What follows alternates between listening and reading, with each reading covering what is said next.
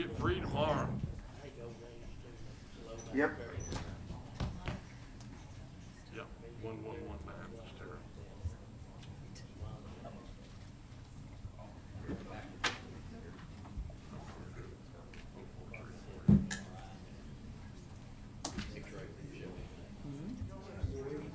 Absolutely not. Okay, thank you.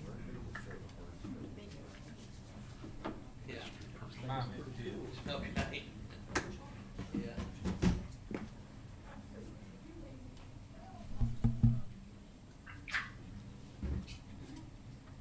Mr. Mayor, we need to call this meeting to order. What time is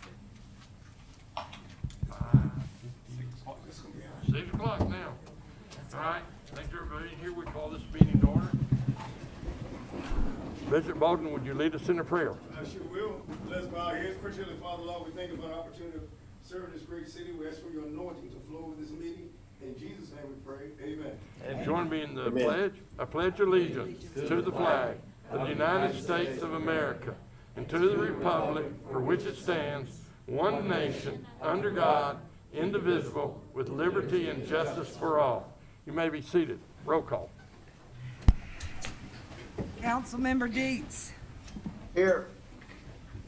Bolden. Here. Blevins. Here. Sansing. Here. Ray. Here. Mashburn. Trailer. Here. Twitty. Here. Smith. Councilmember Smith. I see her. I see her too. Unmute, Tara. Councilmember Smith. Councilmember Raines. Here. Mr. Mayor. I'm here. Well, I have 2.5 absent, or no, 1.5 absent. I need to text her, tell her to answer her phone.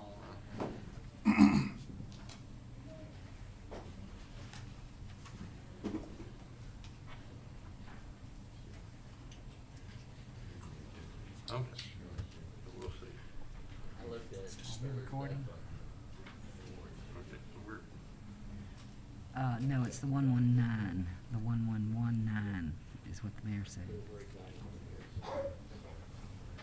Yeah, the little button is. we are gonna get video, right? People are asking. Present. Did you hear? So I now only have 1 absent. Okay. All right.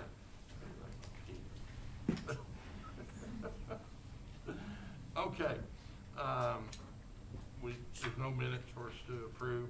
At this time, I entertain a motion that, our special guest be recognized, that, the guest of, Councilmember Bolden. Do I hear a motion to, DVA. Second. to DVA. deviate for the agenda? Second. Okay, got a motion to second. All those in favor say aye. Aye. All those opposed? Okay, Bishop Bolden, you have the floor. Councilmember Bolden. Councilmember Bishop. How's everybody doing? Great. We're good. Life is just good. I want to take this time to recognize 2 individuals in our great community who made an impact. The impact is so strong that President recognized them. And I'm going to have them to come up and give you a little idea of what they do. But I'm going to introduce to you now Grandmaster Jesse McWilliams and Christopher Nash to come up with the group, and they're going to show you some of the things they do. Put your hands together for them as they come. It's a good thing to see young people doing these things now.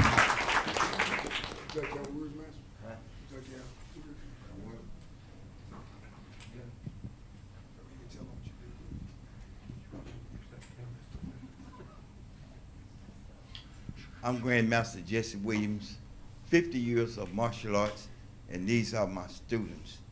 We do martial arts. We fight all over the world.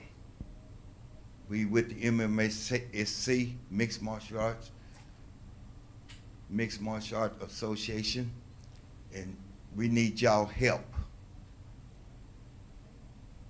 in providing recreation, discipline for the kids. So at this time, we're gonna give you a little demonstration. If we got time, we're just gonna run through a little something for you, show you what we do Make it quick. in our school. Okay? It's okay. Hit them quick. Cheerio. Face that way. Okay, first form they'll do is basic form 1 in this little area. We learn to fight in different areas, small, big, large, whatever, because you never know when you're gonna get into a fight. Ready? Ready. Up. Up. Up. Up. Let's see power. At this age, they should learn power. Up. Discipline. Up. Up.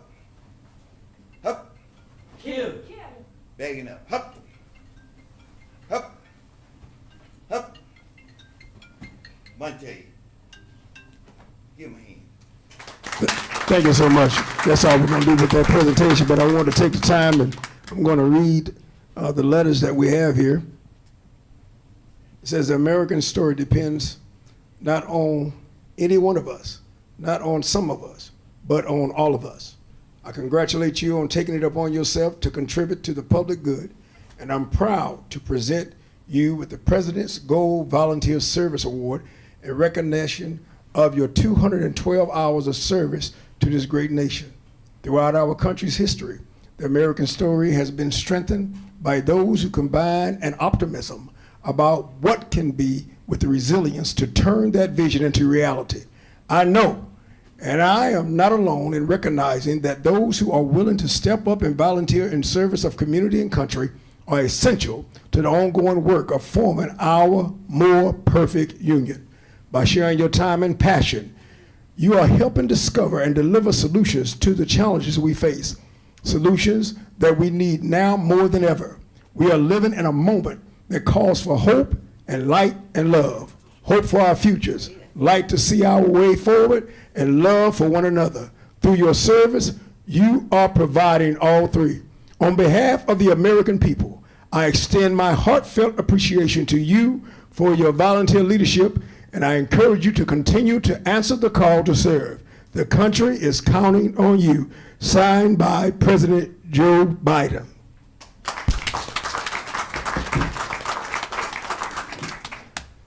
We also have one for the young man. Give him a hand, a young man getting it. Oh, I read the young man? Oh, that was the young man I read. Okay, that was the young man I read. Because he definitely ain't young. He's a Vietnam vet, by the way, too, so you got to watch him, watch my back. But anyway, this is Master Williams. The American story depends not on any of us, but all of us, basically the same. But the last part is, on behalf of the American people, I extend my heartfelt appreciation to you for your volunteer leadership, and I encourage you to continue to answer the call to serve the country, and we are counting on you. And they were given certificates by the mail from the President, Jesse McWilliams, and a pen from the President of the United States.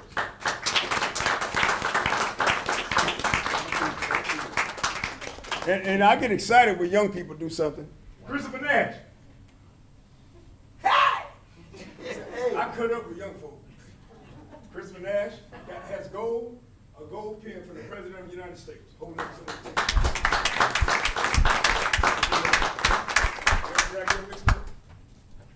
You the right one? That's really good. Beautiful. Wear proud. Yo, Wonderful. Let me tell y'all something. I know we're moving on in this, but it's so important nowadays that we have positive interaction in our community. We need young people to step up and do these kind of things. And I'm gonna tell you something, my hat's off to you, Master Williams, for what you're doing. And this is just a small group of who he has, but he takes his own personal time. He is a disabled vet, 100% disabled vet, and he was in Vietnam. And so he got his training for real overseas, and he know how to take care of it behind if he needs to. Thank you. Thank y'all. I got one more thing I want to say. Let me have your grandkids and your kids. And we can work it out. All right. Thank All you. right. Cheerio. Cunha. Cool. Thank you, sir. Go. By the way, don't let that cane fool you. He's got some clips of him in the tournament. Greg Dean will tell you, he coming up off the air all kind of way. He almost 70 years old. Next year, I will be. Is it next year you be 70? Yeah. Thank you. Thank y'all very Thank you, much Mayor. for being here. Thank you. You don't have to stay if you don't want to, so. Yeah, you're good. Okay. Appreciate it. Now the parents have to stay.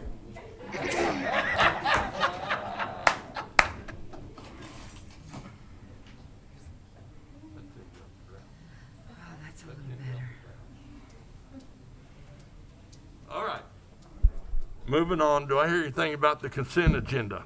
Make a motion to accept the consent agenda as it stands. Got a motion, second, any discussion? Seeing none, all those in favor say aye. Aye. All those opposed, nay. All right. Now then, we're gonna do another special. Let me take this off so it records better. We had a sealed bid on asphalt for the shooting range to put in the new shot curtain. Right. And that didn't make the, it didn't get turned in to be on the agenda, so I'm gonna ask for a motion to suspend the rules. I make a and- motion we suspend the rules. And read and hear the, bid on the asphalt. Definitely. Roll call. Councilmember Deets. Yay. Councilmember Bolden. Aye. Councilmember Blevins. Sansing. Aye. Ray. Yes. Trailer. Aye. Twitty. Smith. Aye. Raines. Aye. Okay, Kevin, you're up. Get your bid, tell us what's going on, and, I remember when we opened them, there wasn't many bids. There was one, and this is part of that same project where y'all, Why don't you turn the mic closer your way, so, where you guys waived competitive bidding for us to go ahead and buy the fabric for the Right. curtain. Right. This is just the next step in that process. It's the paving where the shot will actually fall from the curtains, and then we'll be able to sweep it up from there. Redstone was the only contractor to turn the bid in, so I'm just asking we approve their bid. and how much was their bid? 82,932. Yeah. All right, Okay. Councilmember Blevins. Does this still fit within the budget that you're wanting to do? Is, I think we're gonna be maybe even under budget. I don't wanna jinx it yet. and all of this is still coming out of the bond? Yes, sir. The bond, Yes, cool. sir. Any other questions? All right. All those in favor say aye. Aye. All those opposed, nay. I need a motion in second. Oh, I I thought make a we had motion that we one. accept the bid as Okay. stands. All right, second, motion to second. All right, those in favor say aye. Aye. All those opposed, nay. All right, so we're good. All right. Now we're moving on to what's actually on the agenda, street department. I'd entertain a motion on the, accept the bid for the slab of the city garage. Do I hear? Second. Motion and second. All right. You're up, Jimmy. Explain what we're doing, how much it is, and, why it's more than concrete ever is before. Yes, we put this out for bid. We sent it to 4 bidders and got 2 back. The low bid there, as you see, he made an error in his calculations and wanted to retract his bid because it came in so low. The next bidder is a good contractor. We checked his references, and I'd recommend that we move on with that. I believe it was Command. Wasn't there a major difference in the two amounts? That's right, it's on your sheet there. Yeah, yeah, You I'm, can see it's quite a bit of difference. Yeah, Yeah. big difference. And that's for the concrete slab for the new city garage, which is also coming out of bond money. okay. Any questions? I have one. So the lower bid, they're retracting that bid? Yes, ma'am. Okay, have you ever used this other company at all? I haven't used them themselves, but they got good references. I checked with our engineer that did the design. I checked with the geologist that's gonna do our oversight of our ground and sampling. And they both work with him, and they say he's a good contractor. Where are they out of? They're here local in Central Arkansas. I'm not sure. I had one in Little Rock, one in Bryant. I had one in Conway. I dealt with 4 of them. The negotiation with, I'm not quite sure his exact address. Okay. Any other questions? Councilmember Blevins? I knew initially when this was brought up, you kind of had a budget around $400,000 you were wanting to spend. Yeah. Does this still stick? I mean, it seems like this may be like about 30% more than what you thought it was going to At be. least. And I know, Yeah, it's more than I thought it was gonna be. So where does this put us in the? Are you still? Do you think you can Well, still this be is under the budget? First expenditure, so to speak, of any significance. We're doing it in phases, the metal, because there's already a roof on it and sidewalls. We still gotta do the end walls, we still gotta do the electrical, and, and we've done part of the plumbing, which was very, low cost. It's gonna be close. I can't really say until I get ready to bid this out. Engineer to finish the plans for all the enclosure. And you made mention that the guy did it wrong and put the wrong bid number in there. He missed some footings. Okay, is it possible that if he would have done it correctly, he might have came underneath this, or do you still feel confident this is the best bid? He wanted to retract it. And, the other bid that we went out and checked before we advertised it came in higher than that bid there. So this is a good, the engineer said it's in their estimate. It's not out of reason. Okay. There's a lot of intricate parts. It's gonna have the ladder truck in it that weighs over 80,000 pounds. So there's a lot of significant steel, a lot of thickness in concrete. I mean, yeah, you've done a lot with concrete over the last couple of years, so I mean, I trust you. I was just curious with him messing up the calculations, and having to draw the bid because he put it in at this low price. If you were to go back to him and ask him for a bid with the new, I can't do that legally. I'd have to re-advertise it, I think. yeah, that's what I'm saying. Can't I'm saying if we negotiate. re-advertise Well, it, I'm sorry. At this point. From what I understand, he wasn't that excited to do it. Well, he had to retract it. We can't Yeah. negotiate. Right. Yeah, I was just trying to see about getting more than one bidder. What's the But square yeah, we're footage? good. Sir? What's the square footage? It's 100 by 100, so about 10,000. Is that right?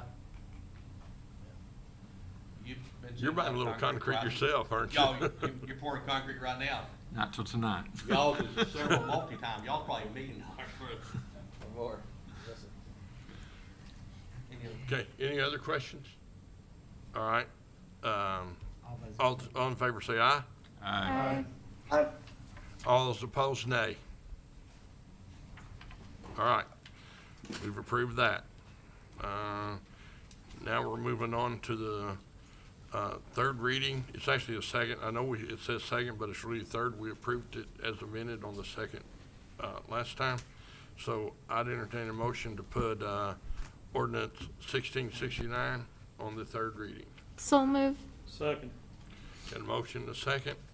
Would you read it again? Oh, need a roll call, sorry. Councilmember Deets, Yes. Bolden, Aye.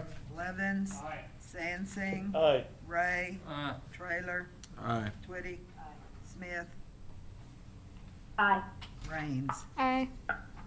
Ordinance number 1669, an ordinance amending and modifying Jacksonville Municipal Code 1828020 et al. For zoning and property use provisions, declaring an emergency and for other purposes.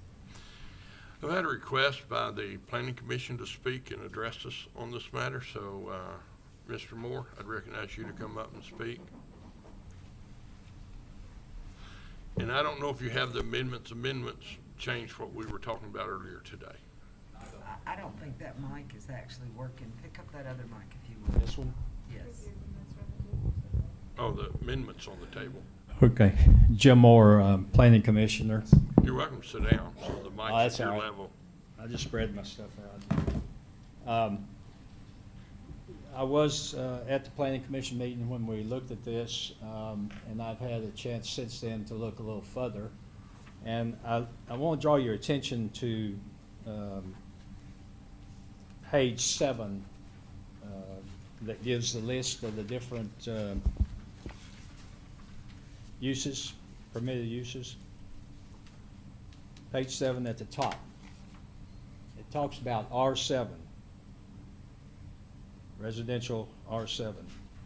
Permitted uses shall be amended and modified to include the following. Let me read to you what R7 is. If you haven't had a chance to review all these, it's a big, long list. The R7 district is designed to provide for the development and properly planned use of manufactured homes and/or parks as affordable residential dwellings through individual ownership and/or rental properties. The way I look at this, it says now, any use permitted in an R0, R1, or R1A. That's all residential, single-family housing.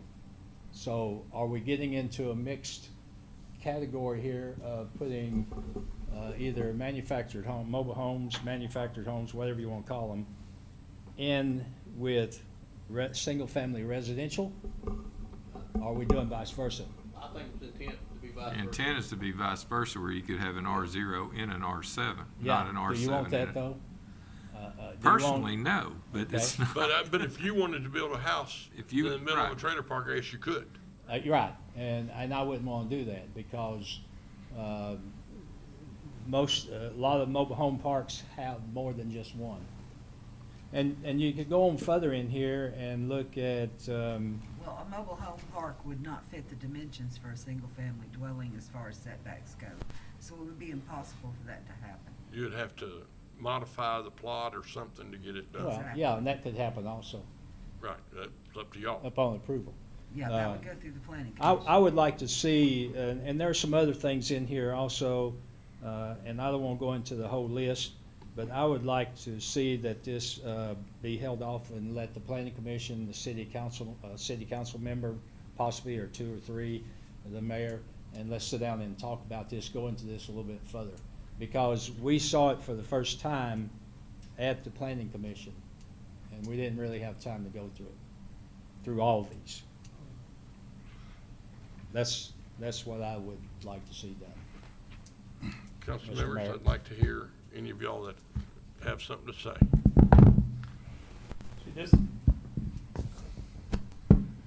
This came from the zoning commission, correct? Yes. And the zoning commission did not work with the planning commission on this, right? They're one and the same, sir. That's what I thought. Yeah. They're one and the same planning commission. Our zoning commission is our Okay, planning so- commission. So if it came from them, Unanimously. why are issues arising? You'd have to ask somebody besides me. Okay, Councilmember Blevins. Yeah, I'm a little confused as well, because I know that we did this the first time for us to take a look at it. Like, we were all kind of taking it. It was a lot of information real quick, which is why we postponed it Right.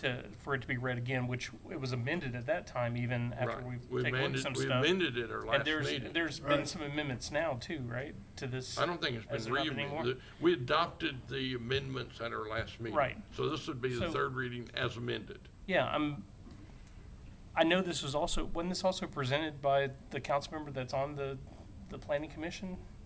Yes. As the representative from. Yeah, the yeah, planning I'm commission. sorry, yeah, It absolutely. wasn't his item, but as the representative from.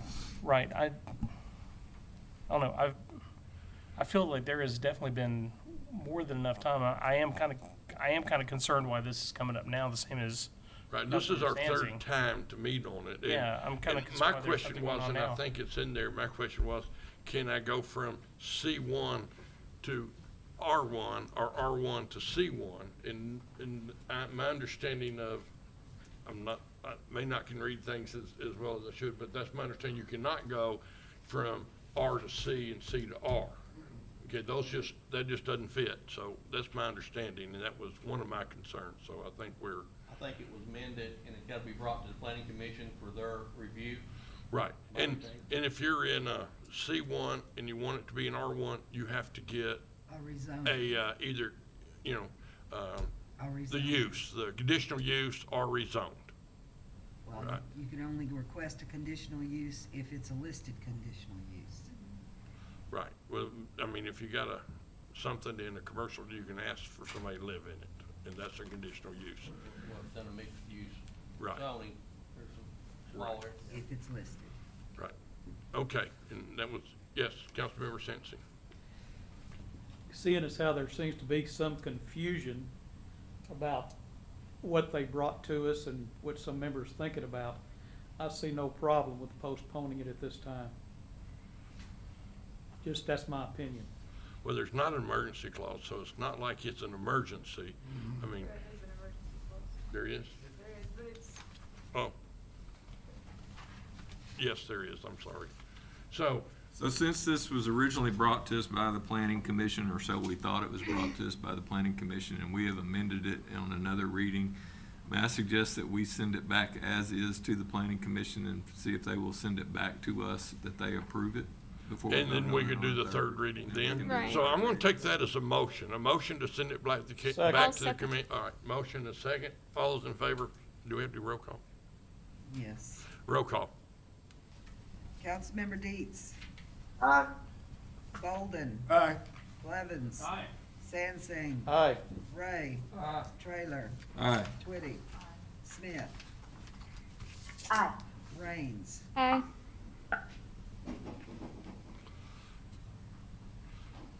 All right, so we're gonna send it back and, all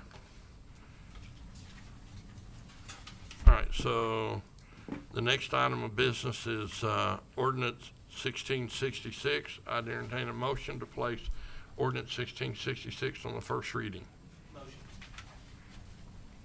Do I have a second? Second. All right, we have a second. Motion and a second. Roll call. Councilmember Deets. Nay. Bolden. Nay. Blevins. Aye. Sansing. Nay. Ray. No. Trailer. Aye. Twitty. Aye. Smith. Aye. Raines. Aye. Ordinance number 1666, an ordinance to amend various sections of the Jacksonville Municipal Code, Chapter 6, for the city of Jacksonville and for other purposes. Okay, that brings us to the public hearing section at 6:26. We open the public hearing on ordinance 1666. Is there anybody in the audience that wishes to speak on this? We discussed before the public hearing. What? Don't we discuss before the public hearing? Well, we're, we can. We can do either one, but I'm open, it's time to open the public hearing, so that's why we're opening it. All right, and I think we had people talk last time. I don't know if anybody new's here.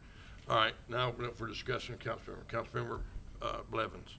So there was a lot of, I don't know what happened during the last city council meeting. It seemed like there was a lot of misinformation, maybe that was coming around. First and foremost, I need to let everybody know this is an amendment to an already existing ordinance. Like, I don't know where all this talk of we don't need chickens in the city, we don't need this in the city, like, oh, like, no, you shouldn't be allowed to have chickens, you shouldn't be allowed to have chickens. Like, that was all just completely irrelevant because right now you can have unlimited chickens. Like, you can have as many chickens as you want, you can have as many roosters as you want, as long as you have the room for it. Like the whole, like, we don't want to have chickens. Like, the reality of the situation is I'm trying to bring it from unlimited chickens to 6 and from unlimited roosters to 0. So it kind of seems like mine is a little better than everybody else who's voting against it, which is to keep it where you can have unlimited chickens and unlimited roosters. And the fact that they didn't want it red, it blows my mind. And we're going from 100 feet. I wanted to go from 100 feet to 25 foot. There's been some talk about stuff in Cabot. Cabot doesn't even have a distance requirement. They also have 6 feet. They also have no roosters. Like, I'm not doing anything different. And comments like this is going to destroy the city and whatever else there is. I mean, I've never, there are so many other things that people could have denied, but this is such a lax amendment to an already existing deal that everyone can already have chickens in this city.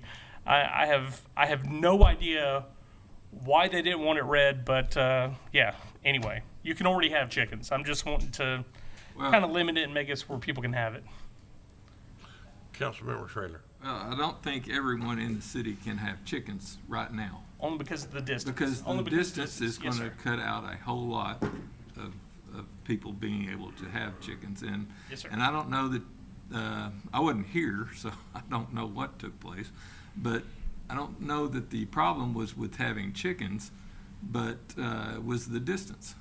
Yeah. And 25 feet, that's what you were wanting, and in my opinion, that is way too close to someone else's property Yes, sir. to have the chickens.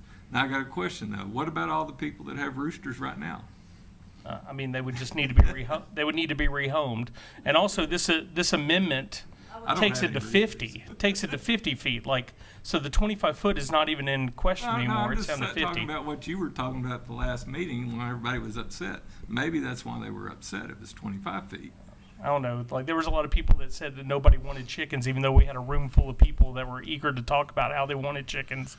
Well, there was So, two. Councilmember Sampson. There was more than two. I've got, Oh, you're not through, okay. I'm sorry. I'm sorry. you know, I don't have a problem, I don't think, with reducing the footage from 100 feet to 50 feet. I mean, 50 feet's not bad. I do have a problem with going through all the rigmarole to have them, as far as going through animal control and having to license them. And nobody's going to do that. And then all we're going to be doing is chasing around people trying to get them to license their birds. And I don't see a need in that. I think it can be just something that if they want to have a chicken, they're going to have a chicken. I like the limitation. I mean, you don't want herds of chickens out there. But I do have a question in the, we have some discrepancies in our ordinance as it is now, where you say in all circumstances fowl shall be maintained no closer than 50 feet from any residential structure or public street. But then that's in 60830, but in 60850 it says it a little bit different. And I was wondering if it could be struck from 60830 since it's included in 60850. What is the difference? The difference is it says in 50, it says a minimum distance from any other residence other than your own. It doesn't include your own being, but in 30, it does not make that reference. So the way I interpret it, 30 means it includes your house, and 50 says it can be, it doesn't include your house being that close to it. Is that right, Stephanie?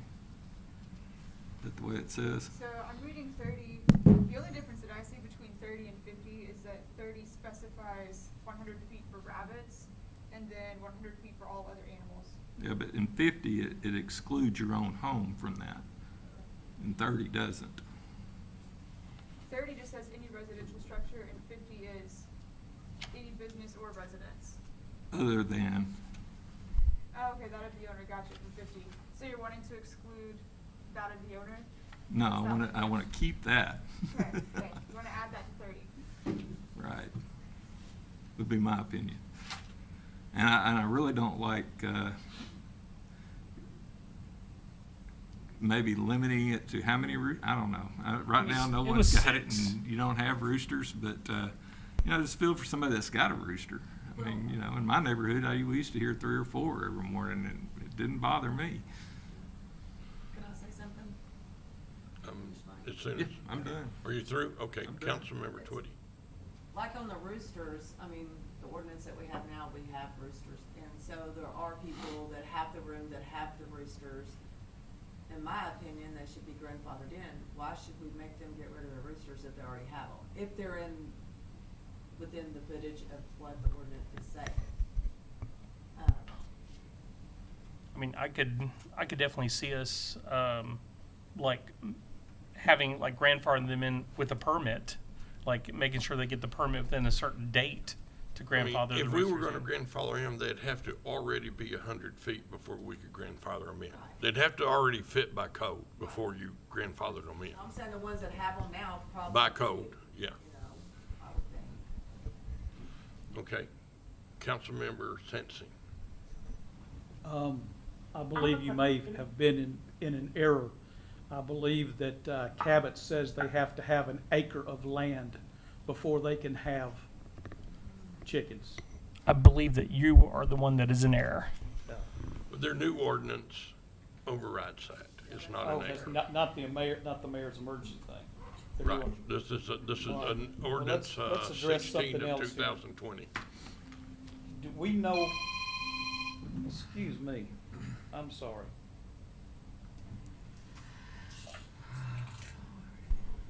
My father-in-law. When he's saying 50 feet here, what is the average lot size in this town? Not your part of town where everybody has got plenty of land and big old houses, but in the average part of town. 75 by 120, 75 by 100. by 120. And that's with the house in the middle of it. Right. They've got a 25-foot setback in the road, and the house is set back behind that. Most of your backyards would then be no place in them that you could be 50 feet away from something. There would be certain lots in town, end of cul-de-sacs, or that might qualify at 50 feet. Mainly RO lots. But that still doesn't change the fact that people in my neighborhood who don't have the large lots would not be receptive to their neighbors having chickens in the backyard. If they're not 50 feet according to this ordinance, then they're not allowed. Right. Smaller So, lots and still so in other come. words, this ordinance wouldn't be for everybody in town. This ordinance would be just for moneyed people in town that can afford large lots. Just I like- beg just to like the one differ. that's I beg already to on. differ with that, Terry. There's a lot at 305 North Oak in Jacksonville that's right on the other side of the tracks, right behind the old 7-Eleven, that you could put 2 chicken coops and be 50 feet away, and that's not in the area that you keep referring to. It's not necessarily that way. There are lots in town that are big enough to have them. If it's not big enough to have them, then you don't have them. And that's over in my ward, yes. Yeah. But from what I'm hearing from people that enter my ward, they prefer not to have them. Well, they can't have them in your ward if they don't have the room already. We have an ordinance, like Brian said, we have an ordinance that already allows unlimited amount of chickens and roosters if you have the space for it. That's our ordinance right now. That doesn't include, different neighborhoods like Stonewall. They're excluded in this. We can't change what their rules are. Just make that clear. So, Or North Lake, their BOA says you can't have it. Foxwood says you can't have it. go. Collinwood, I Fair think Oaks. the Stonewall is what got this whole thing started, wasn't it? No. Call for the question, okay. I'm gonna let Councilmember Raines and Councilmember Blevins speak once more before we call for the, or do it. Councilmember Ray, there is no motion on the floor for a call for question. Yeah, we have a motion. I just got the call, you called roll. I don't have a motion. Oh, We're in discussion. okay. Councilmember Raines.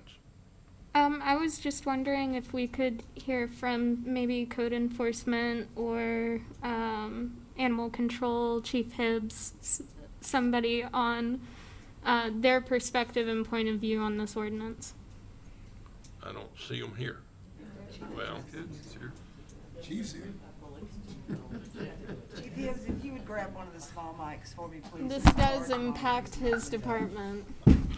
That's great. From code, it's not, it is a ordinance. Code enforcement does not enforce this. That would be animal control. I haven't talked to Hetty lately, but the last time this came up, I did. She was against it at that time. There are some chickens in town that, in places where they shouldn't have them. I hate to say it, but there's occasions where we do chase chickens down the street. I don't want my officers doing that, but they are forced to. I don't, from what we know from experience of people having these type of pets, the ordinance says they have to keep the lot clean. They have to clean it, I think it's once a day. If I remember correctly, I know from experience that's not going to happen. I know there will be runoff into neighboring lots. I know if people have kids in those lots, they're with six chickens will cause a smell. We already know that. People will complain. We will deal with whatever ordinance is passed. It will be difficult, though. Okay, thank you. Councilmember Blevins. I just wanted to state that, this whole ordinance was brought up because I was approached back in January.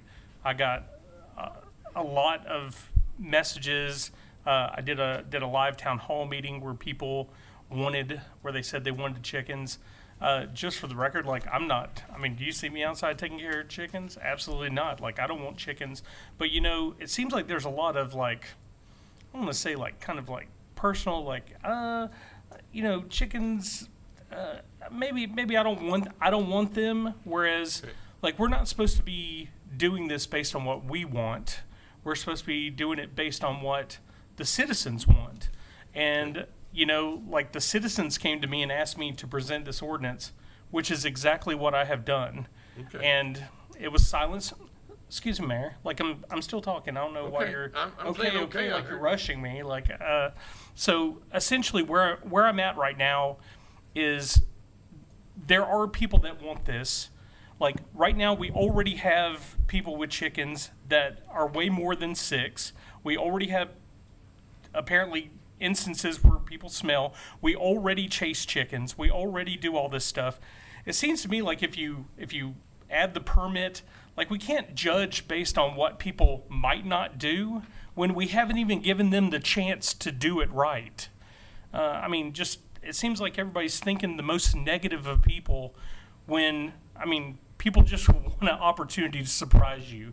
It's hard to not fight for hope when hope is so appealing. Thank you. Councilmember Bolden. Yeah, I've been sitting there listening. I did my research, and like my fellow council member says, he has people that's contacting him that want chickens. I have many people that's contacting me that don't want chickens. So the balance is there. Another thing we're dealing with, we just had the chief of police sit there and say it's not something we really want to do, but if the ordinance is passed, we have no choice but to enforce it. One thing I believe in, and he brings up about hope, and I'm glad you brought that up.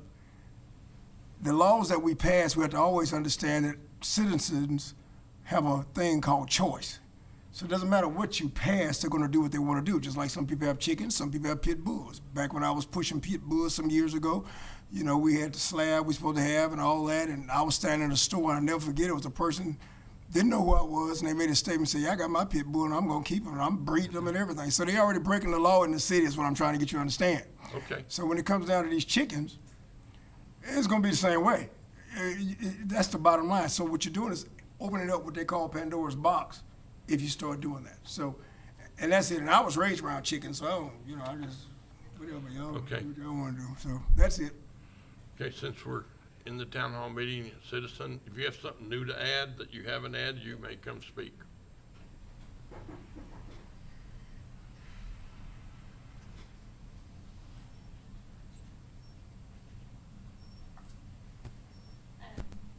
Make this one right. Right, Okay. that one's fine. State your name. Brittany Carter. Didn't get this in time for last meeting, but can I just sit down so I don't have to move over? Okay. Animal Control and Cabot, I emailed them and they sent me an email back because they are the ones that would know specifically how to deal with this situation because they do it. So I asked some questions. I had to go back and forth between emails, but I said, since the chicken ordinance has been amended to allow more residents to own chickens, how would you compare the workload / complaints for chickens compared to other animals? And her response was, the only time we have any complaints is when citizens have a rooster, which are not allowed, or they let their chickens have free roam, which isn't allowed either. We have a strict ordinance to have chickens in the city that they must go by. With that being said, we may get a chicken complaint once every 2 weeks, and then we just go out and educate the homeowners of the chicken ordinance, and they fix the concern. Okay? The second question was, do you feel like allowing chickens in the city has been more of an advantage or disadvantage overall to the residents of Cabot? And she said, I feel that allowing chickens in the city has been an advantage for our citizens. This way they can have fresh eggs and help keep down the bugs in their yards. Okay. The third question, and I have all her contact information if y'all want to verify this information.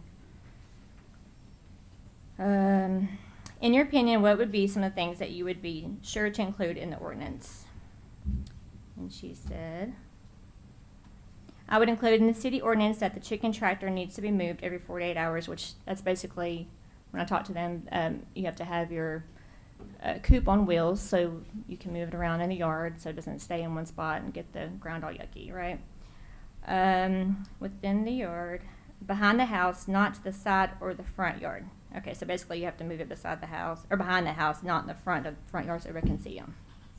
The area needs to be cleaned of all feces, no more than 6 chickens, and an enclosed closure to where the chickens can come out of the coop but can't roam the area. So I just want to let y'all know that they are experienced the whole chicken thing, and so they're fine with it. And I don't know her name, but I'll get on here somewhere. So that's Okay. it. Thank you. Thank you. Thank All right, you. I entertain a motion to approve 1666 on first reading and put on second reading. Is this gonna be amended? Like, we had discussed, like, grandfathering Well, in then- roosters and everything else like that. Like, that was part of the discussion that we had. Right. So I are don't we know. gonna grandfather in the Somebody'd have to roosters make and- that motion to amend it. That would be hard to enforce, I think. I mean, it's hard to enforce as is right now, and we currently have an ordinance on it. I move that we amend ordinance 1666 to include the section for grandfathering in current fowl. And given a 2-month time period for them to register their roosters? I mean, if that's agreeable What's to the council. expectancy of a rooster? I have no idea. My house. 2 or 3 years? A year. Yeah, so, I mean, Yeah, there okay. won't be any roosters a year from now that are here Grandfather now, them in. so, Yeah. A year from now, this won't even Yeah. count. Okay. right. Are we still in? Never mind, I can wait. If we're discussing amendments, I would like to include a section that states this doesn't prohibit rights for any homeowners association. I know we've talked about that, but I would like Yes. to include that. For sure. Yeah. Homeowners, ju- BOA. right. Similar organization, I'll put a catch-all. Right. Okay. Yes, Can I ask that takes precedent. Yes, sir. question? It's more discussion. Do we have any idea how many chickens are in Jacksonville right now? We do not track. I know we don't track them, but what about? I haven't seen in any. some of the areas that we annexed. I hear them. Is there anybody that, I mean, I would hate, they've lived out there in the country for a long time, They would meet that 100-foot currently, so it wouldn't be an issue. but it would if we said they couldn't have a rooster, But that's See, grandfathered. that one rooster. But I mean, if you're That would living be a- out there that and you've would be a got problem. We 4 or got- 5 acres and you're in the We have city people like limits 5, and you've 10, got 15, 20 chickens. acres, and larger in some areas Right. that we annex. Good point. I mean, do we put a limit how close you can live with a rooster? Clause in there, how many acres unless you have Right. a 100-foot work good, whatever. Right. So you advocate 100-foot, Jimmy, for Well, roosters? Okay, Mike, are you That's why ask them to amend I was it? just thinking about that. Yeah. Right, because right now you could have a rooster if you had 100 foot, correct? Right. You can have several. Until it spurs your wife, and then you won't have a rooster Okay, anymore. Right. so the That's amendment would include 100-foot for roosters. And could not go against the BOA, POA, or HOA. All that takes precedent. Okay. Well, what about bill of assurance, right? Right, that's the BOA, Bill of Assurance, yes. The bill of assurance typically does not include caveats regarding farm animals, Mine does, and Foxwood does. does it? Yeah, Well, I think that, and most of the ones in Cabot do as well. yeah, I think that some of that has kind of developed out as developments have gotten denser because of the city requirement. Developers just aren't. Mine was putting it written in there. 78, so. Yeah, well, that's a long time ago. That was back when we were less dense. I have, They're not putting it in there. Yeah, they're not putting it in there anymore along because, with what you're all talking about, the BOZs and all that, we already have an ordinance that says the city does not enforce those BOAs, POAs, or whatever, all of those, but we don't go against them. Exactly. So we've already got that ordinance already. Well, they've always taken precedent. Right. Okay, we got what you needed for the amendment? So just so I'm clear, we're going to grandfather in roosters, but they have to be within 100 feet, not the 20, or not the 50? I think that that was a whole separate motion. That, Okay, so we're just grandfathering in roosters, period. right, grandfathering in roosters as is currently, and then having a section to include roosters. What was it? Greater than 100 foot. Is that right, Mike? And they only live about a year. No, I was joking because that's how long my wife's lived. Serious. I don't know anything about roosters. They don't live 2 or 3 years. I think hardly. that the whole thing, what we're trying to get across is you can have a rooster that it has to be 100 feet, not 50 feet. Right.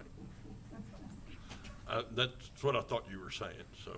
Okay. Okay, and if you have one already, you're more than 100 feet, so we don't really have to grandfather them in. Yeah. Right. Or you're out of code already. Right. Everybody agree? Okay.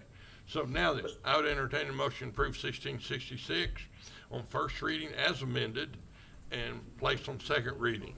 Can we hold it until Oh, yeah. following? This is, I declare at 6:50 and into the public hearing. Okay, now, can we what? I was asking if we can hold the second reading until the following meeting.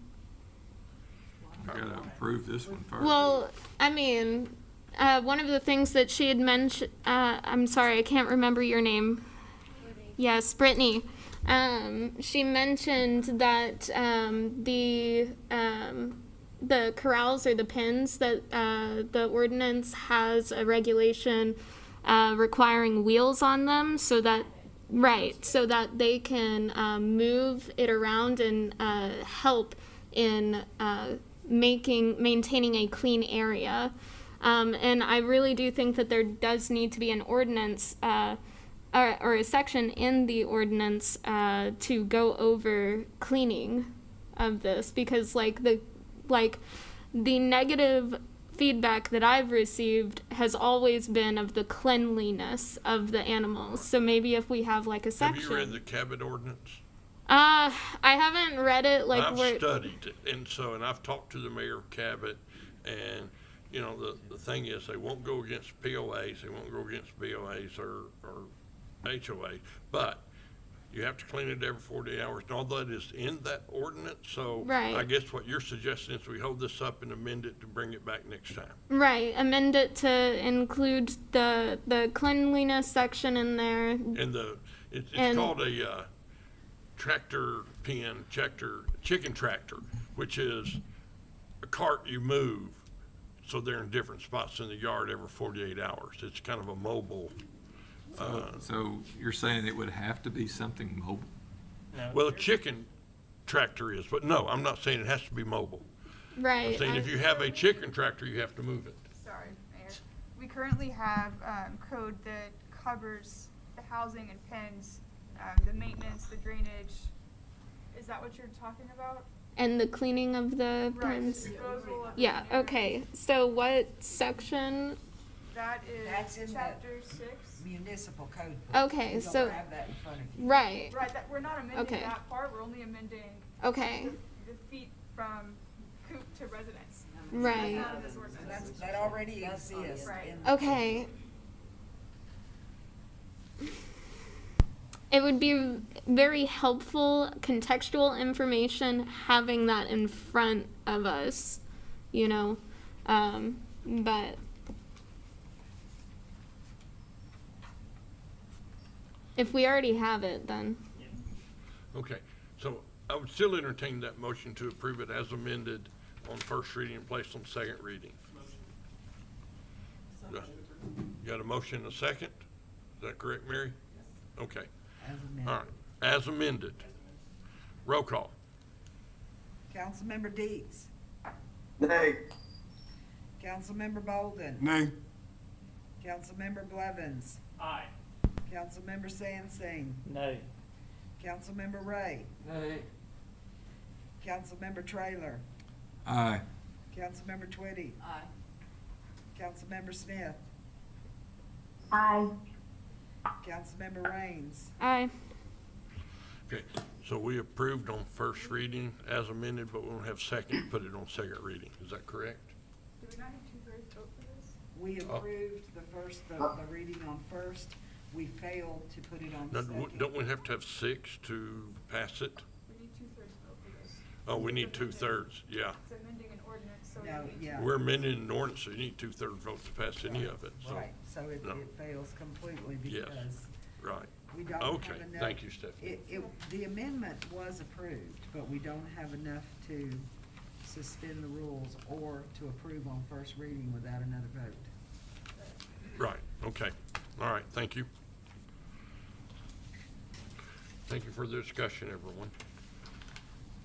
All right, now that brings us to item C, which I had a gentleman approach me, and normally we just do a resolution, Bram. We're doing a little, oh, no, we got the garage. And we've already done that. Courts building. Courts building. Gary Clements, would you stand up and be recognized? This is our architect that's helping with redoing the courthouse. I want to thank you for your hard work and thank you for being here. We opened the bids on this. Appreciate that and your knowledge of this subject. So just want to recognize you and the good work you've helped us as we move forward with this project. Thank you, Commissioner. All right. Jimmy, why don't you explain what this bid is and what we're doing? Then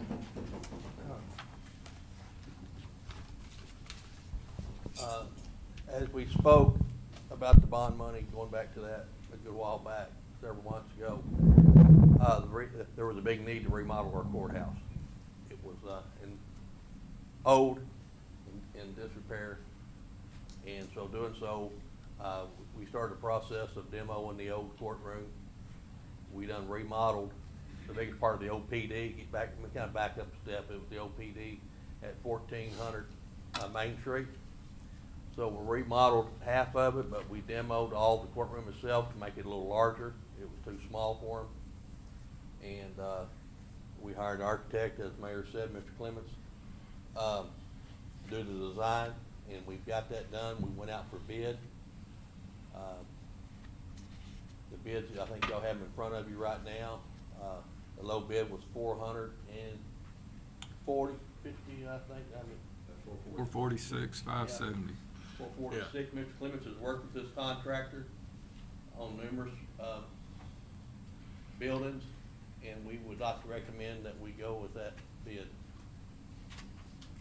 and they've done a lot of jobs around. I talked to them when we opened the bids. They were here. He worked with them. I never have myself, but he's worked with them. Said they were a good contractor. Yeah, it's Bale or something, I'm trying to remember, yeah.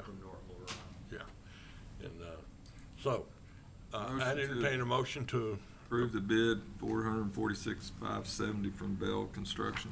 I have a question. all right, I need a second first. All right, got a second. All right, questions, Councilmember Raines. Yeah, so the column alternate number 1 wood paneling material substitute, can you explain that in greater detail? Gladly. Yeah, could you come up to the mic and say your name for the record, since you already know it? Okay. I have to stand there. Mr. Gary. I'm Gary Clements. I'm an architect and grateful that you hired me. I want you to just ignore alternate number 1. We're not asking you to accept it. It was an additive alternate anyway. We're in a period of time where materials are hard to get, they're expensive, labor is even worse. And so the wall panels in the courtroom, or the wall behind the judge, it's going to be kind of like, have a wood appearance to it, but it's actually made out of, what's the word? It's not plywood, but it's a rigid board, and it's going to have a wood wall veneer? covering on it. Okay. And so it's a wall covering, so it's gonna Like a look like veneer? a solid Yeah. lumber, and you can actually hide the screws behind all that. And so we were concerned that there was gonna be a problem getting people to know how to install that and it being economical. So we turned around and we gave them an opportunity to substitute a different material, which turned out to be, fortunately, a lot more expensive instead of less expensive. So it was an effort to try to address, not really the material costs, because those are crazy right now, but more the labor. And turns out, we get the original materials. Okay. Any Just other ignore questions? Okay. Motion second. All those in favor say aye. Aye. Aye. All those opposed, nay. All right, now we move to C.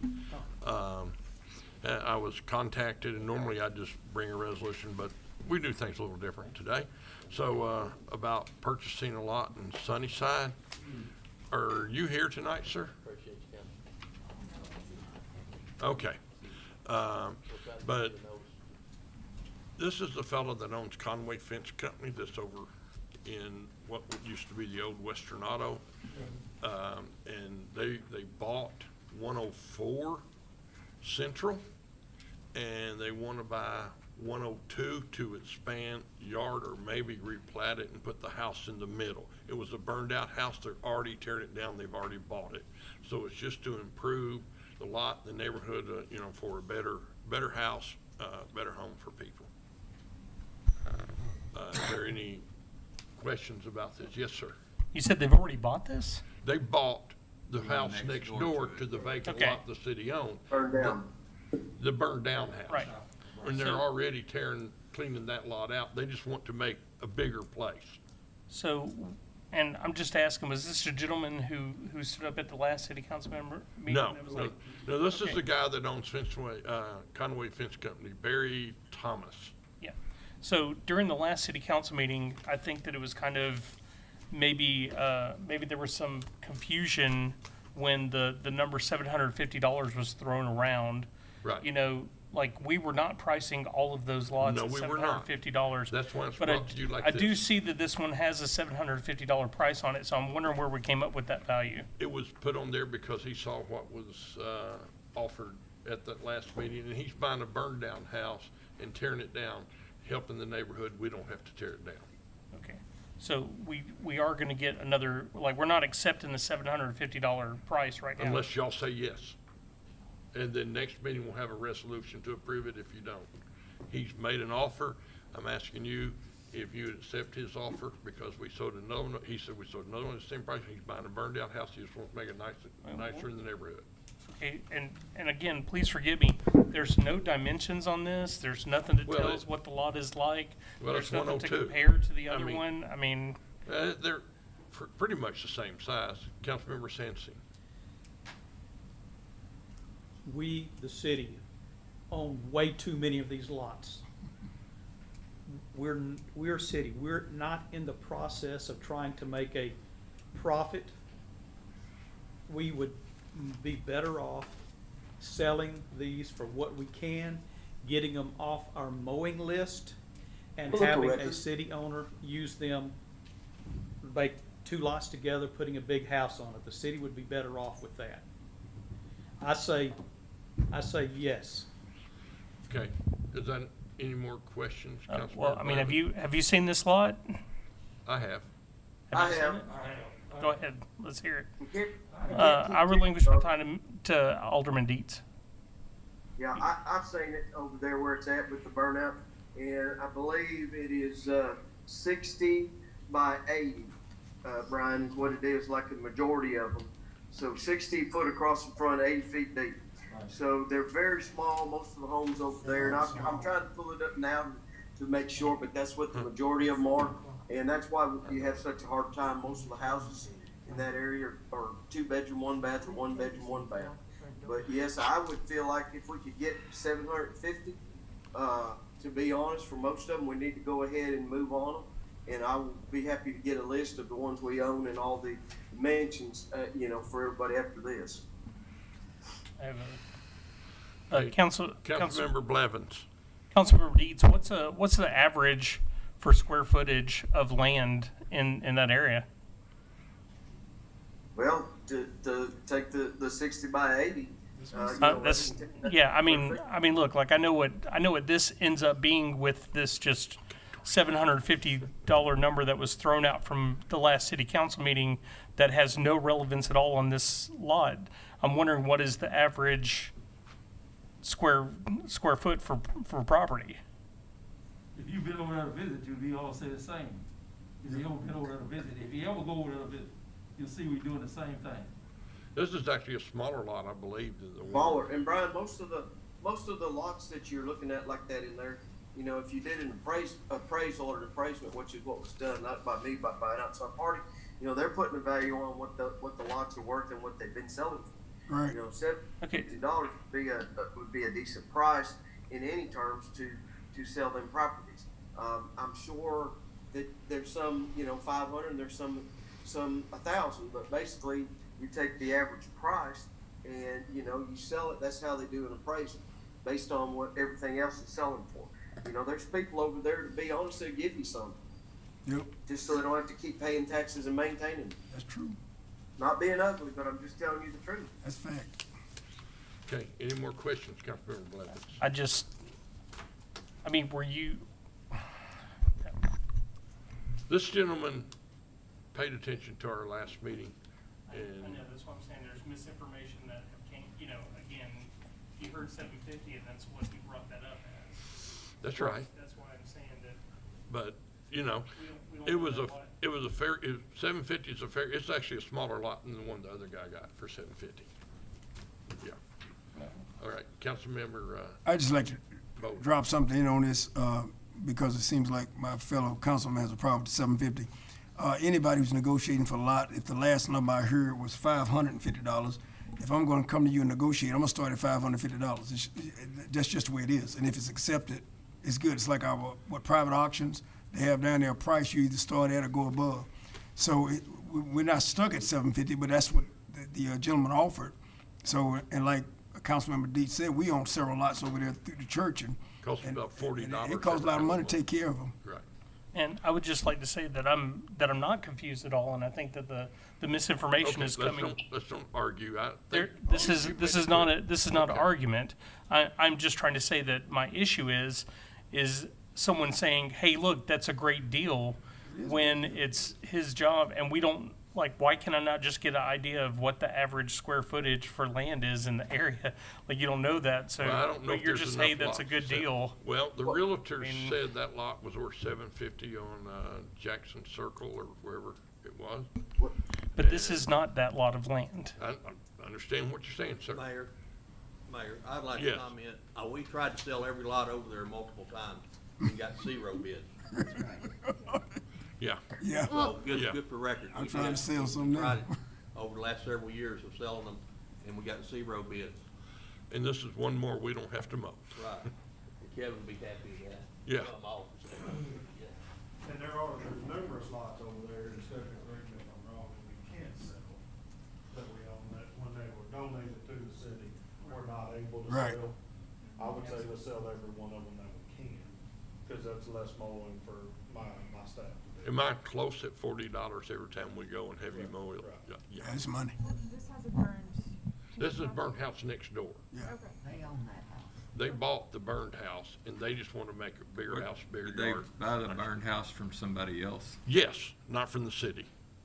They bought it from the individual and then called me and asked me about buying the lot because the city owned it.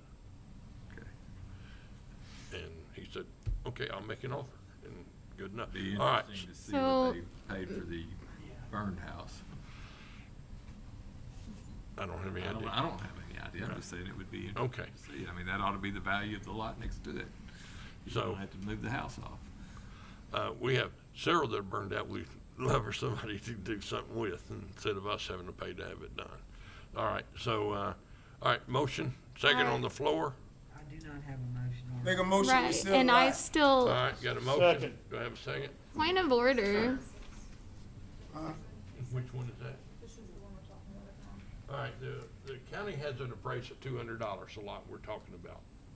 Assessed at 1,000. The- Sorry, the- appraised at 1,000, assessed at 200. Oh, at 200, I mean, yeah. Have it at a price of 200 or assessed at 200, okay. Assessed at 1,000. Right, yes.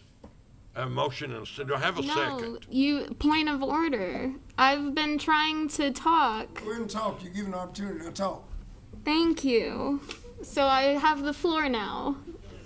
All right, cool. So I do agree there is miscommunication with that $750.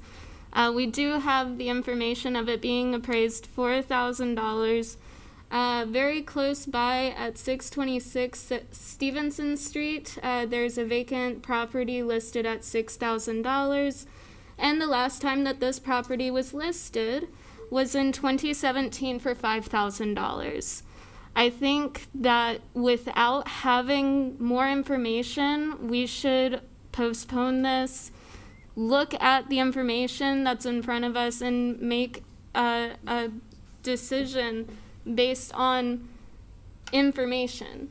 You know, like this is not any information whatsoever. Okay. You know? Well, note taken. All right. I need a And- motion to accept this No, bid or not. I'm You're not done through? because Okay. after the last meeting, it was brought up to me that this city has done in the past, and this was not during this administration, but has done in the past, where these properties, these vacant properties, has gone to auction, people have bought them, and then the city's gone back and bought them back from the people buying it from the auction, and that just does not make sense to me. That never happened. I never heard that one. Never happened. Yeah. Legally, that cannot happen. Yes, I it mean, no, legally speaking, you got 100 days. Could this city have possibly ended up back with the lot because they forfeited it? You have time, if you get a notice from the land commissioner that this property is going to be auctioned off for Right. failure to pay taxes, Right. then you have time to reconcile that. Once someone has bought that property. It's done. I don't know that if there's been an instance where we've gone back and tried to reclaim the property from someone who's purchased that. Already purchased. Yeah, what I'm saying is that we need to be very clear from here on out on what we're doing as a city, how we're operating, because, you know, there are people that are interested in this, you know, that have been scorned from years back, you know, a situation like that happening, you know, and again, like that, I do not believe that happened during this administration, but like we do need to take a step back, have a clear momentum forward from here on out on these properties, but it's not valued at $750, and I don't think that that's reasonable. And now I'm done. Okay, thank you. I'd like to speak All right. now. Can I speak before we get? Councilmember go on Deeds, here? yes. Okay, for two things there. There's a big difference, Ms. Rose, between the lot on Stevenson Street, which is down from the Boys Club, which is a lot bigger and a lot more desirable area, that's all I'm gonna say that way, than a small lot that's barely buildable on. But, you know, I see what you're saying, but I'm going to reiterate that the property over there, if people can buy it for $750, to us, that's a good deal. I mean, I would not do anything to hinder the city getting all the money they can, but right now, I don't know how many mowings they've done, and Jimmy's already said we put them out for bid. There's nobody wants them. There's plenty over there. Somebody wants them, and nobody seems to want them. But that's my opinion, and you know, we can do whatever due diligence you think, but there's a big difference between that lot and the other ones. Okay. Councilmember Blevins. Well, we don't have a motion yet. I just want to say for people who don't want this stuff, Right. like we had a guy come up during the last city council meeting and be like, "Oh my God, if these lands are $750, I'll buy all of them." And then we have an email that just randomly came when someone said, "Oh, hey, we got land for sale," and the guy bought the land next to this property that he sent the email about. It's obvious that the time period that you're talking about with people not buying land when it was offered up is different than right now, just like this lot of property is different from this Joyner lot for $750. Like, it's not apples to apples. It's a totally different time period now. I mean, yeah, I definitely think that we need to find out how much this lot of land is worth. I have a motion. Do I have a second? Second. All right, I got a second. The motion on the floor is to sell the lot for for $750 to the fellow that bought 104 that would like to buy 102 and make it a bigger lot and house. I believe that needs to be done by resolution. We will. We'll have a resolution next time. We're just gonna do a motion this time to enter into a resolution next time. Okay. Yes. To execute the sale. All Can right. I do a parliamentary inquiry there? You'd explain to me what a parliamentary. Right, that is, what are we doing? Okay, all we're doing is having a motion that we're willing to sell this lot to this person, and next time we're gonna have a resolution that where you would give me power to actually enter into that agreement. Right, and Stephanie, so Robert's Rules of Order, what are we doing? Well, Robert's Rules doesn't actually cover this. Typically, a resolution is just the intention of the council. So if you guys vote to approve this, I could type up the resolution, Bob could sign it, Susan and I could sign it, and we could sell this property. We wouldn't need to come back. Oh, we wouldn't have to come back. The Okay. resolution would have to come back before the council. Right, but it would already be approved. So the vote is irrelevant, is what you're saying? This motion and second is to authorize that the resolution be written regarding the paperwork to execute the sale of this property. We would still have to pass the resolution, or the council would have to pass the resolution. Okay. You good with that? I don't know of any other way that resolution could become valid without the council passing it, because there's a pass Okay. date at the bottom. Yeah, that works. Okay, so next meeting, we'll have a resolution on the same lot that we can vote up or down at that time. All this is to allow a resolution to be drawn up. Right. Okay, Which you can do at any point. exactly. And, okay, we have a motion and a second. All those in favor say aye. I abstain. All those opposed? Nay. All those abstaining? That'd be me. Okay. Rose is Thank you. abstaining and Everybody else is a yes. Except for Blevins Brian. has voting nay, and Right. everyone else is aye. So that's 7 yeses and 1 no and 1 abstain. Right. Okay. All right. Maybe by next meeting, we'll have some letters from realtors saying what it's worth. Okay. Moves us on to a little discussion that's in your package about, we had a census, and we always redistrict after a census, and I gave you a map of what's come up with and what the changes are going to be. Basically, no ward changes except for 5 and 1. Part of Ward 5 is put into Ward 1, and you can see the population at the bottom.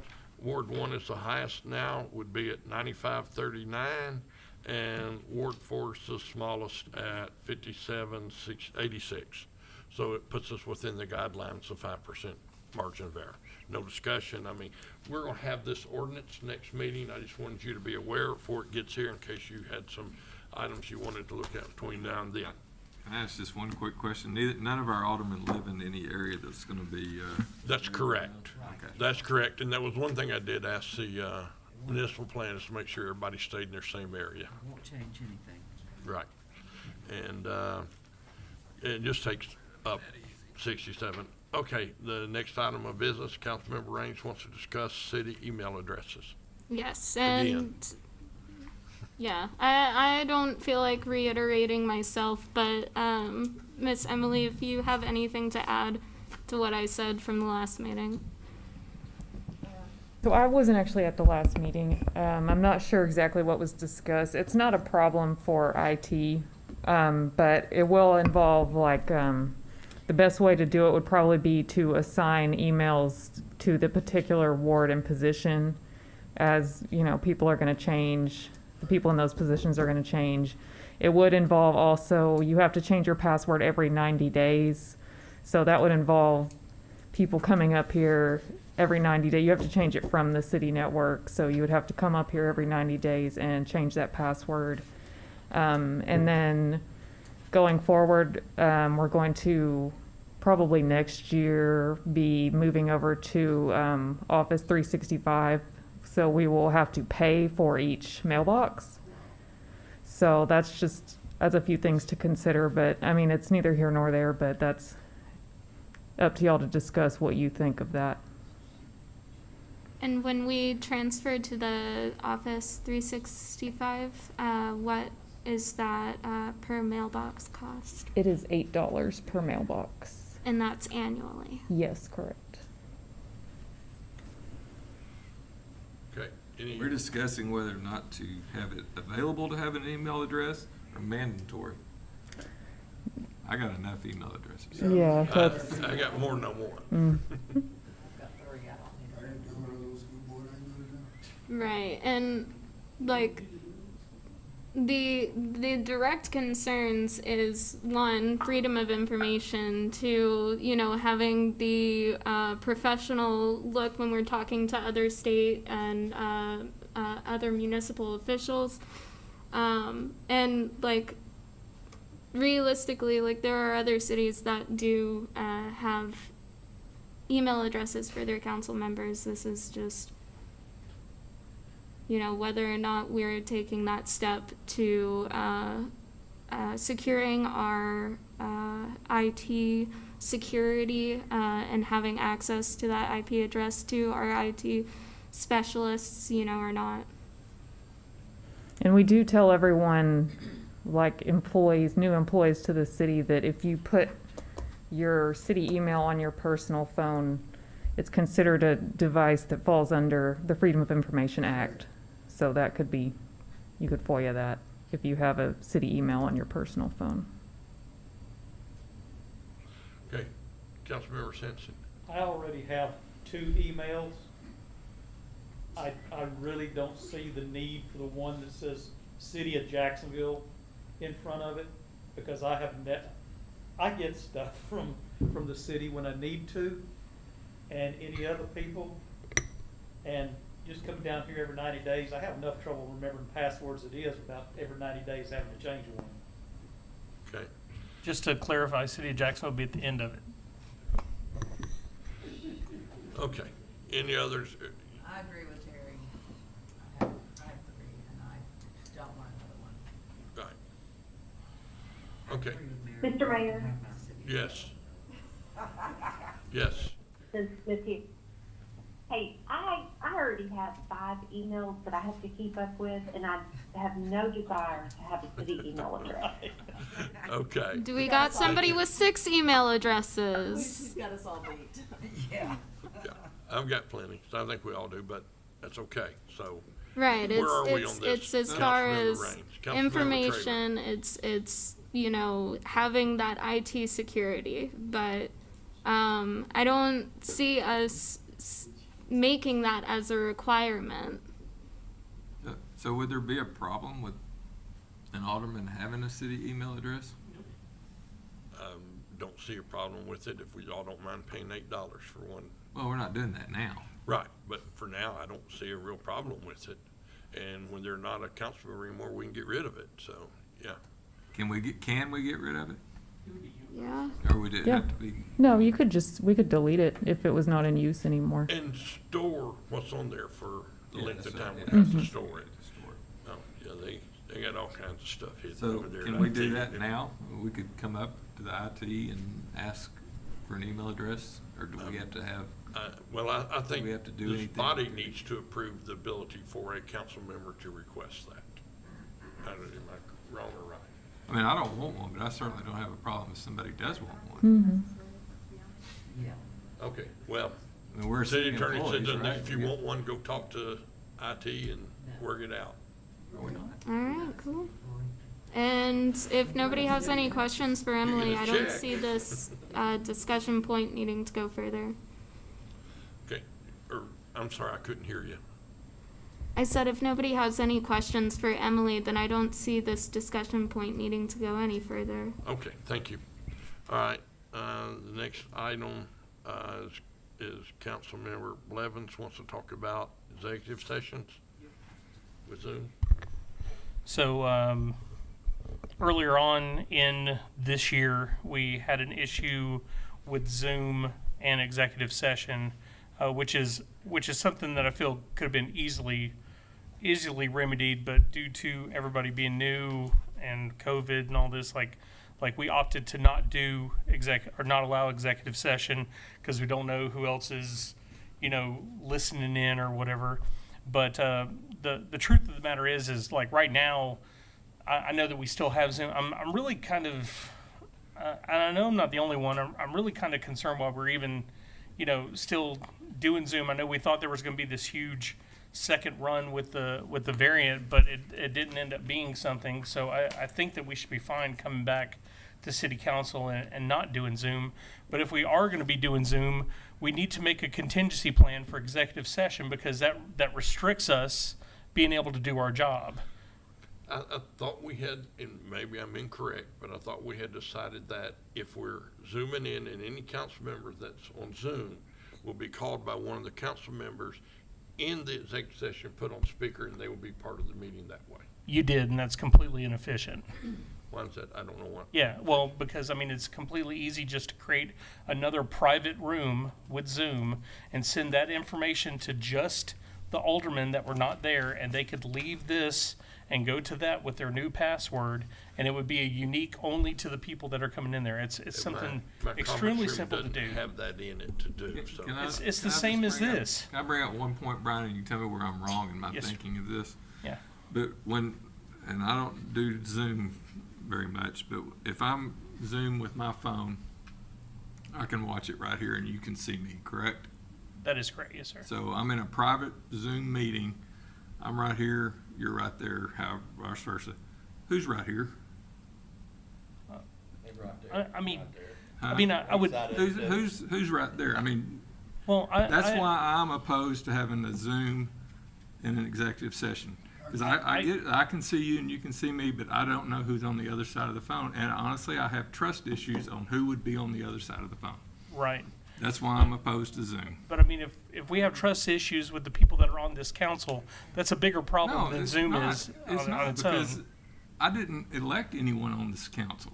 Other people did. If I've got a problem with it, I can live with that.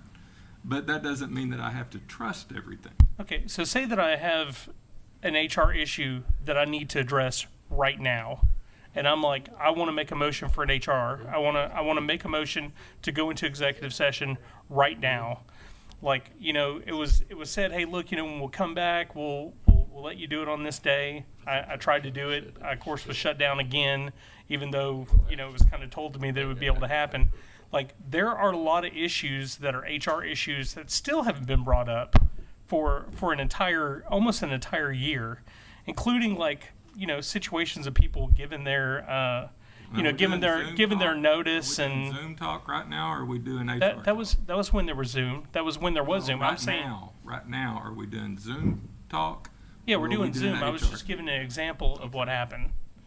So, but yeah, I think there needs to be a contingency for Zoom. If we're going to use Zoom, there needs to be a contingency for it so we can do their job. In my opinion, the best contingency is if you're here, you go into executive session. If you're not, you miss it. I agree. I have a question. I agree. Why are we still zooming? Their numbers are down. We're going into budget. Why are we still zooming? Well, it's about to end. The resolution that we passed initially said that whenever we're in an emergency, or whenever a state of emergency has been declared, then we can meet by Zoom. But from my understanding, that is either lapsed or is about to lapse. It's about to lapse, yes. Numbers are way Yeah. Our next meeting may not be able to be Zoom, but by the one after that, I don't believe we would. We're going into budget this Right. October. Right. Right. So, yeah, we won't be Zooming for much longer, if any. Right. Yeah, it may be next meeting we won't Zoom. Okay? Yeah, that ends Are we that good with discussion. that? Okay. Zoom's not permanent. The next item of discussion is CBD Director and Economic Developer, Councilmember Blevins. Yes, sir. Per your own stance when you ran for mayor of Jacksonville, you said that you wanted to hire an economic developer. Now we're almost 3 years in. There's not been any attempt that I've seen to even hire economic developer. I know that I brought it up, and I think there were some mixed emotions about an economic developer, so we didn't pursue that further. And also during that time, we had our CDBG director give her 2 weeks notice back in October, and she is now still currently the CDBG director for the city. A year later, after she gave her 2 weeks notice, to retire. And, you know, we're paying a 40% premium to keep her here. So we have a person that has done tons of economic development training, who is actually already getting money from the AMP Commission to do economic development. And I was thinking, well, man, like we could take that and we could mix it with CDBG and we could create basically a new position that entailed both CDBG and economic development together, so we can get all of our skills as economic developer, and we can relieve the 40% premium that we're paying on having a CDBG director right now, and actually even free up more money because we only get $210,000 for the grant for CDBG, and you know, paying somebody $68,000 or paying them, you know, $40,000 frees up more money to the low to moderate income families. I mean, it seems like a win-win to bring somebody in to a new face who knows this job. I think they're two different skill sets we're talking about, but Councilmember Sansing. That's exactly what I was going to say. There are two completely different skill sets. CDBG deals with writing the grants and dealing with the federal government and seriously crossing every T and dotting the I. Teresa has been very good at this. Very good at this. Whereas the individual you're talking about has been shown that she's doing a real good job at economic development. They're two complete skill sets. One person, I believe, cannot put the appropriate time split between two jobs. They need to be separate directors. That is my belief. And I'm concerned with mixing federal money with cities' monies as well. Okay. Anybody else have any comment? Yeah. On Teresa, how many hours is she working? She's contracted, but she's not really making a premium if you took into account what we paid in retirement and insurance that we don't pay anymore. If she wanted to retire a year ago, and here we Right. are a year later, she's still here. Well, the Are we job's not posted. looking for someone? We are. It's posted, and we're getting a few apps in. We're hoping to hold later this month interviews for that position. Yeah, I don't mind, excuse me. I do not mind that we have somebody new coming in. I just believe the two positions should be separate. But yes, we do But I need. think we talked earlier, when Teresa was going to retire, she was coming back and it wasn't that many hours a week. It was 20. 20 hours is a what? week. If she's doing 20 hours a week, She's not hourly. She's contract to meet the requirements of CBDG, and we're trying to hire somebody the best we can right now. Councilmember Blevins. So, if you are a CDBG director, are you allowed to have another job? I don't know those rules. If you're mayor, I you're don't- allowed to have another job. If you're a council member, you're allowed to have another job. Yeah, If so- you're city attorney, you're allowed to have another job. So say we bring her in to be a CDBG director at Well, you can 20 have hours. another job too. Yeah. We bring her in to do the 20-hour job. She gets trained just the same as any other person that we would bring in to do this job gets trained. Not by Teresa, but by HUD. I know you really wanted to keep her here to train, but there's no reason for us to pay this overinflated price to have somebody train when, you know, I mean, that leaves like $40,000 to give, you know, to the people that need it. And then we use the other half of the money, which is paid to A&P, and we have her have another part-time job as an economic developer. So, I mean, that's two positions. I mean, it wouldn't be full-time for both. Okay. Mr. Mayor, Yes, sir. the program that we have, if it's not broke, don't fix it. All right, sir. Thank you. I just want to state Any other that saying, comments? yes, I have a comment. Saying if it's not broke, don't fix it is absolutely. It's working. Okay. No, it's All right, it's we're not ridiculous. going to argue over Like You're if allowed to say it's what you want. Point of order. You got here, you think it's not working. Point of order. No. Well, good I'm luck. just saying, if it's not broke, don't fix it is really just ridiculous. Because if Okay. we never Okay. fixed in, Councilmember Blevins, you're out of order. I don't think so. Okay, you but- don't, okay. You have your opinion, he can have his. Councilmember Raines, what would you like to say? I don't have anything to say. Okay. Just, all right. no further discussion. Let's move on to, the next item, which is Councilmember Raines, has some recommendations from the Environmental Committee. Oh, no, we already made our recommendations. I was just wanting to follow up with that and see when we're going to start a feasibility study to see if it is feasible. I don't think this body passed a feasibility study. Yes, so 2 meetings ago we met, and I We being presented. the city council, or we Yes. being the, Yes, and I had my environmental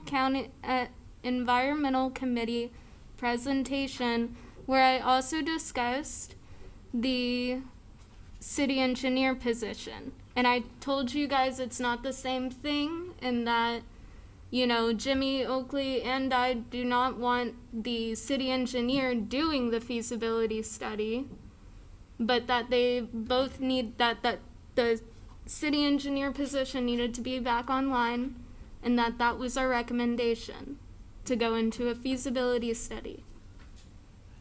but we didn't vote on it. We would have to vote on that to do it. It was not voted on because a feasibility study would be less than $20,000. Feasibility study is still money that we have to make sure it's in the budget.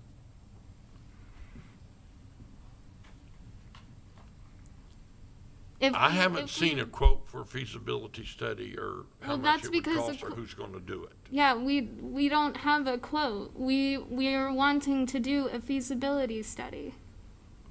Well, that would go through engineering. If it's under 20,000, doesn't have to come before you. I haven't seen anybody. Okay, so then it directly involves, Well, it would have to. okay. So it has Okay. nothing to do. Budget for 2021 budget. Right. So, like, what do we need to do moving forward? I need a little bit of clarification. What is the feasibility study for? I want to remind us. Yeah, please. So, the citizens, right, were telling us that they were wanting the curbside recycling program back. They were also saying that they The did what not. program? I'm sorry, I can't hear you with your mask. Curbside recycling. They Okay. want curbside recycling back. They don't want their taxes increased.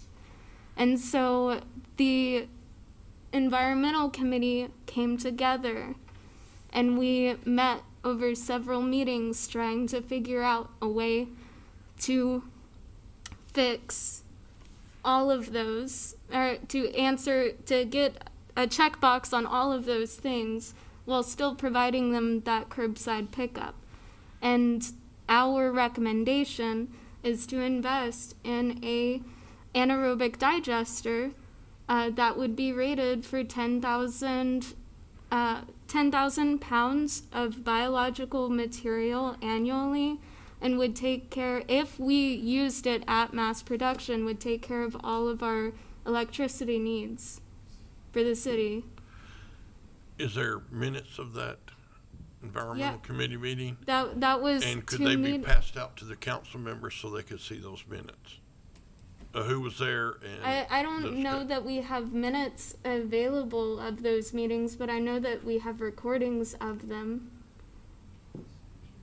Yeah, we'll research it. Okay, because I think the council needs to know what was discussed at that meeting and who was there to discuss it. Brady was there. How many meetings you been to, I Reedy? have a question. I missed the meeting, I missed it. Okay. The recommendation I had no because they was talking about a digester, and we was gonna get, the wastewater manager down and have a meeting with the Right. wastewater director. Which I Right, think you and did. unfortunately, Yes, that too, because moving It's too expensive for the city of Jacksonville. that was not what was discussed, and unfortunately, moving forward, we won't be able to partner with Jacksonville Wastewater because they produce a Class B sewage, which according to the Department of Environmental Quality, we're not allowed to use that as an input. Okay, so we're gonna get minutes, pass them out, get the recording so the council members can hear what was said at the meeting. Smith wanted to, she was saying. Yes, Councilmember Smith, you're recognized. I have a question. Can you tell us who is on the environmental committee?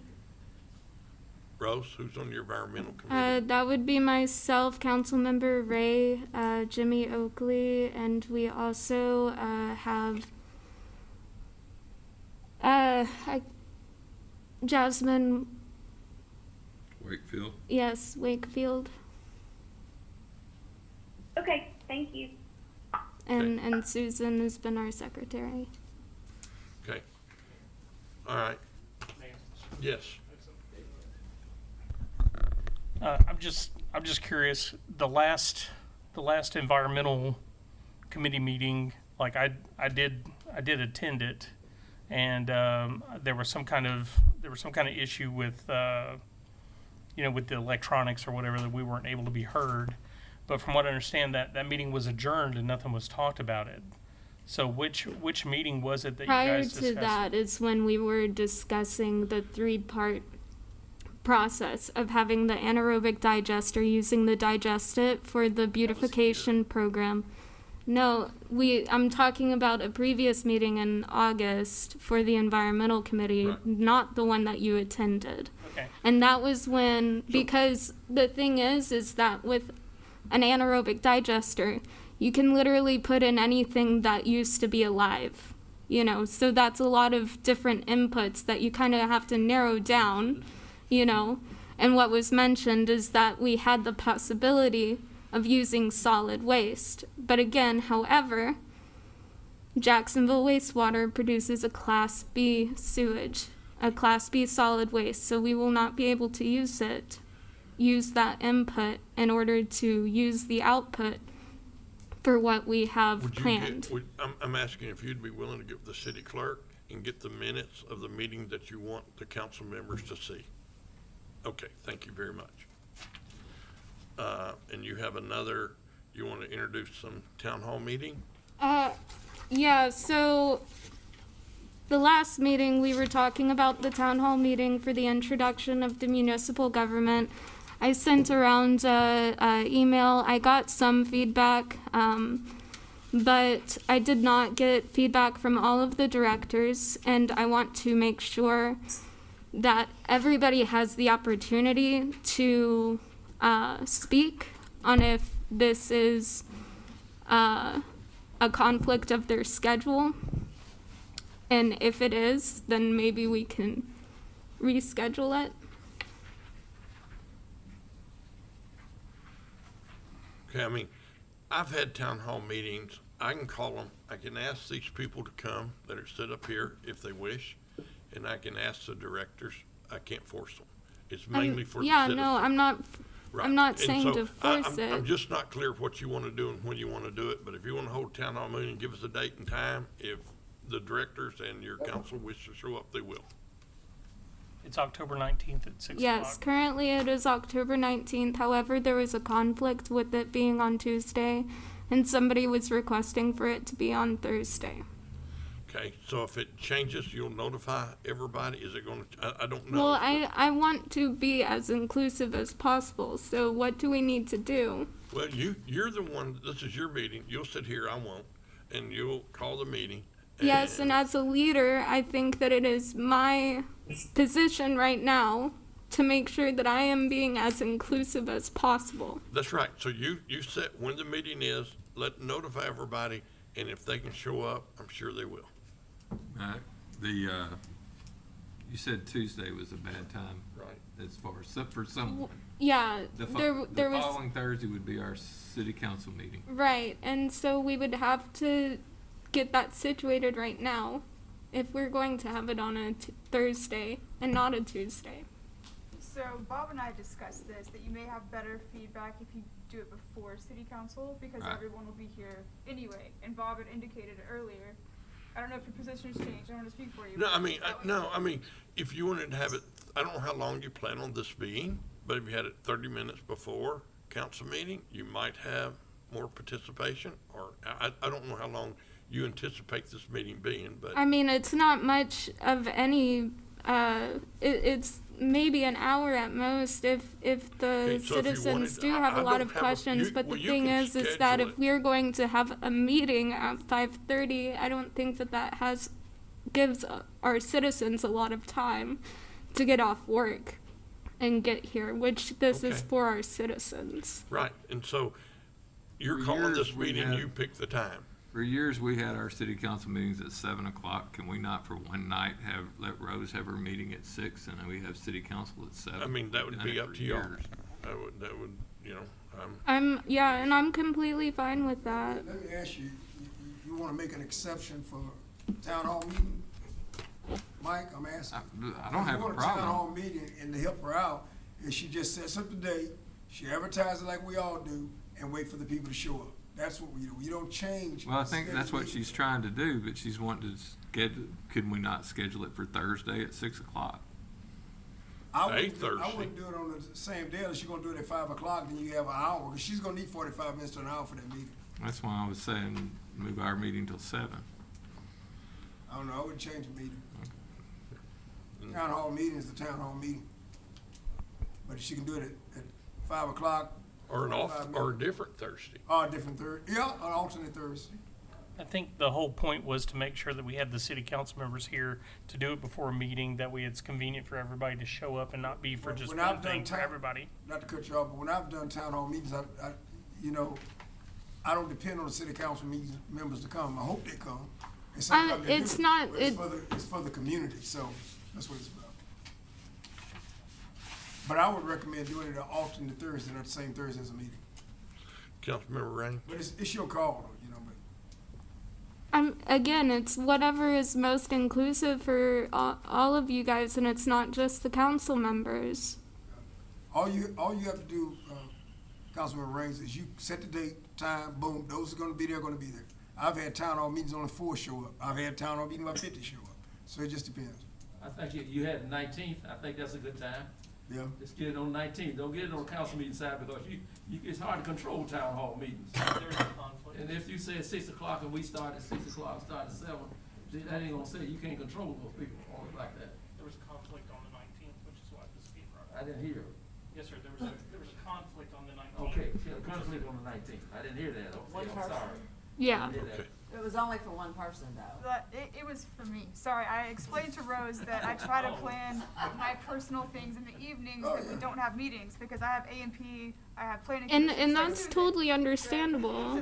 So it's just me, sorry guys. Well, all I'm saying is the town hall meeting should not be based on any of us. I don't think you have to come to a town hall meeting, do Well, you? the whole point of her town hall meeting, I believe, is to let Introduce citizens of- us, yeah. So that doesn't have to incorporate us. It doesn't have to incorporate the attorney. They don't even have to be there. Well, I It's think for the one of city. the thing would be for the citizens to know what the city attorney does, correct? That's, you know, that's PowerPoint. And I mean, we still have the opportunity of recording it. I just think that again, like, if we can be inclusive, I want to present that opportunity, but we can record it. It's fine. Don't let me hold it up, Rose. I'll send you a recording. Okay. Thank you though for trying to change that. Well, that's it for me. So I guess Okay. we're just sticking with the 19th. Okay, 19th, 6 PM here? Yes. Okay. All right, I have announcement, the senior center is having their beans and cornbread, 10:30 to 1 PM, October 19th, 2021. It's $10 for each lunch, $2, 2 lunches for 15. So, any other announcements? Drive-through, right? It's a drive-through, you pick it up, take it home. Any other announcement? Yeah, can I say something real quick? I need to say this. I've just got to say, I'm not good at it. Okay, be nice. I'm not going to be nice. Because I was just shown something that someone is watching Zoom and assuming I'm not sitting next to Councilmember Blevins and making up things. So I want to let you know, imbecile is doing that. I sit over here because Mike Dietz is not here, and I just wanted to sit over here. That's it. So whatever problems you have watching Zoom, get you some business. Thank you. Thank you for saying that. So social distance. Social distance, yeah. Social distance, Okay. okay. Councilmember Sansine, where are you sitting? Councilmember San, where are you sitting out there? Okay, y'all. I'm sitting out here because my wife has a Mary, I illness still that is appreciate you, immunocompromised, even though and we're I'm a staying chair away length from away. I Yeah, would, exactly. and I would he's- entertain a motion to adjourn. Motion to adjourn. All right, we're adjourned. See you guys.